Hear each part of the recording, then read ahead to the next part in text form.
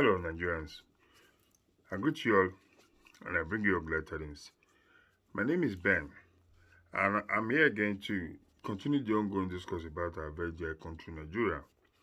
We all know what's currently going on in the country, and for those of us who are not abreast with what's going on back home in Nigeria, it's imperative that we all begin to show concern because what happens back home, no matter where we are abroad or at home, will definitely affect us one way or the other.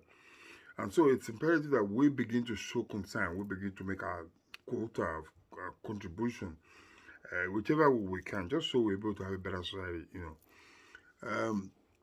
Currently, Nigeria is passing through very difficult times. We all know that. And this has always been as a result of the kind of leadership we've been able to get so far. Since independence, if you ask me, we've never been lucky enough to have, the right kind of leadership.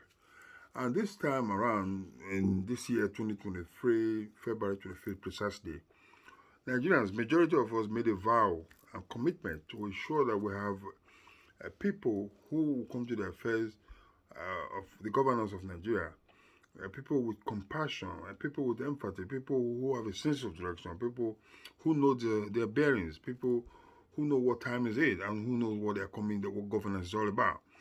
And so we made a commitment to have this set of people in office. However, some persons felt otherwise. Some persons felt they can manipulate the system and get away with it. And we are saying, no, this cannot be happening again in this 21st century. And we are saying, enough of this, enough is enough. We've had enough of this going on in Nigeria. Before now, it's always been the same case. People just, ring elections, write figures, and that's it. But they forgot that it's a new era. With somebody like Peter Obi and Dati, it's a new dispensation. It's the game of the name of the game is different now. And so for you to ring election, you must do a very good job. And the people plan to ring election, but they did plan how to protect their ringing. That's exactly what they did. The APC, Tinubu and his cohorts. They did plan to ring the elections right from the very onset, but they did not have an exit plan on how to cover up their mess.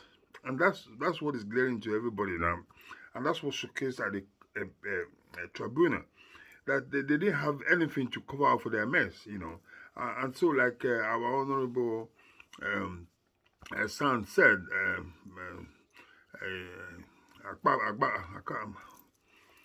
Agbakoba, sorry to say, he did say that with all his 45 years experience in the bar, he can tell for now what the decisions of the tribunal should go.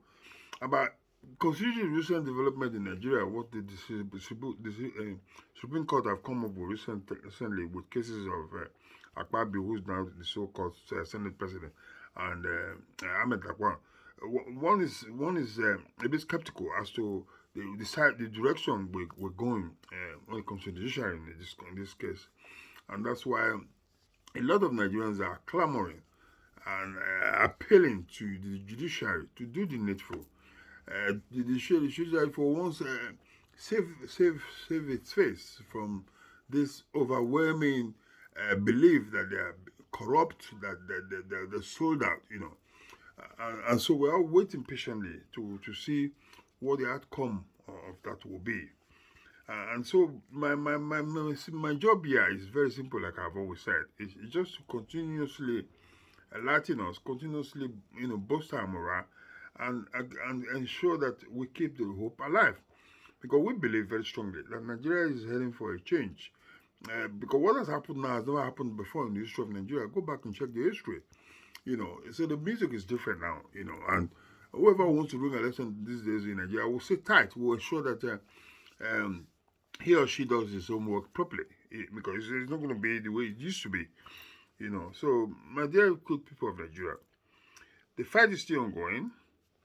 We won't win this fight. There's no doubt about it, because the handwritings are written very clearly on the wall that we are going to win this fight. But we must remain steadfast if we must win this fight. We must remain resolute.